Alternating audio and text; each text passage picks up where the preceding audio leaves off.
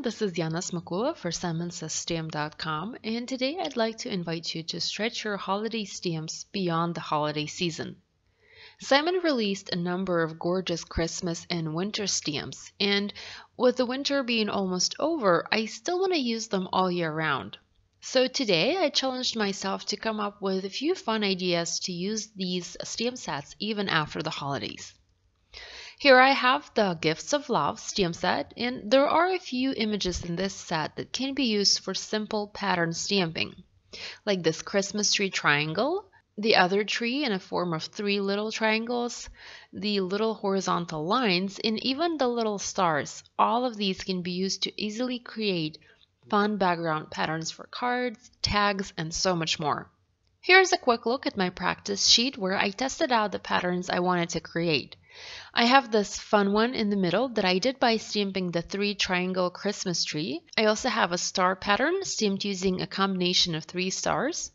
And finally, the last pattern on the top was done using the little stamp with the 6 horizontal lines. So even though this is a holiday stamp set, there are still lots of images in here that can be used for everyday stamping. Of course, not every holiday stamp set is like this, but most of them can really be stretched and used beyond just the holiday season. Today I'm using a holiday set to make a couple fun birthday cards. I'm going to show you how I created a few of the patterns in this video. The rest were done in a similar way.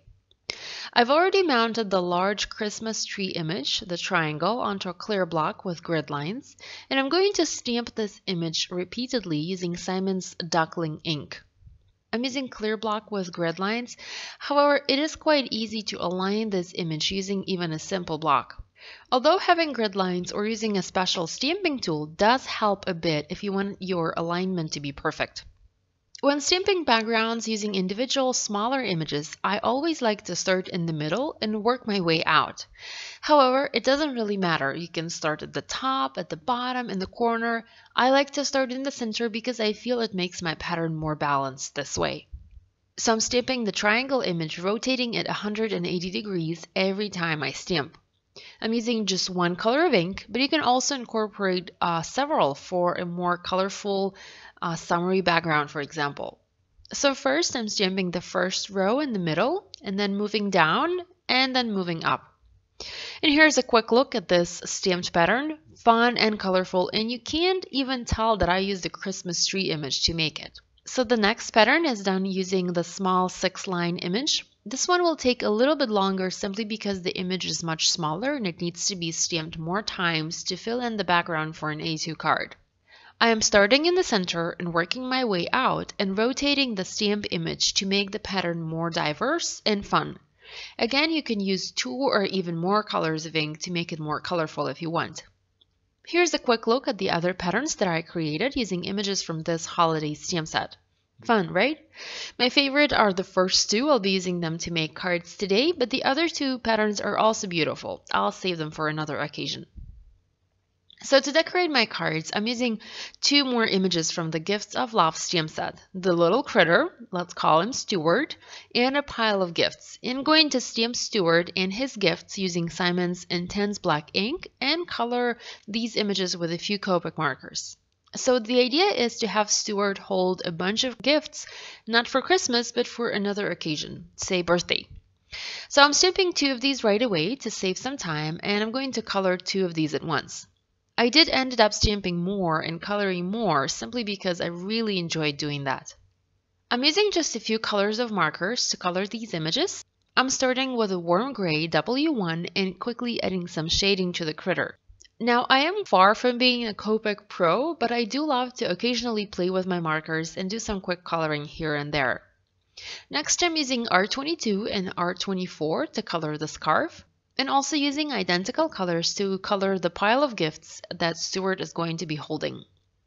I'm going to fussy cut those images with my scissors, leaving a small white border around the edge. Now, I also colored and cut out 2 more critters and piles of gifts using yellow and mint colors to match my stamped patterns. I want to keep my cards rather simple, so I only need to add a sentiment. I'm going to use the birthday circle die and cut the happy birthday sentiment out of white cardstock. Now I'm keeping both the die cut circle and the die cut sentiment. The idea is to have the solid circle sit under the colored images to help them stand out from the stamped background pattern. Next, I'm going to go ahead and adhere the stamped pattern onto an A2 card base and will foam mount my die cut circle and the sentiment on top. In order to adhere both at the same time, I have them placed upside down on my mat, and I'm going to add large foam adhesive squares to both, overlapping the die cut sentiment and the solid circle. This way I don't have to adhere one and then adhere the other. Makes it just simpler and a little faster for me. Lastly, I'm going to foam mount my Stewart. You know, the critter has to have a name, and Stewart seemed like a suitable one. Anyhow, so I'm foam mounting my Stewart and also a pile of gifts. And now I have my critter ready to go to a birthday party. I'm very much loving the Pretty Pink Posh clear droplets lately. I have the smaller 4mm ones, and I'm going to add a couple of these here and there just as little accents. Now for my red stamped pattern, I felt like I needed to add a layer of vellum to tone it down as it looked a little bit too busy. So I die cut a panel using the largest die from the stitched rectangle set and placed it in between the stamped background and the die cut sentiment panel. So here's a quick look at the fun birthday cards I created using a holiday stamp set from Simon. Thank you so much for watching. Be sure to click the thumbs up button if you liked this video, and if you're new to this channel, be sure to subscribe. Thanks so much. I'll see you next time. Bye.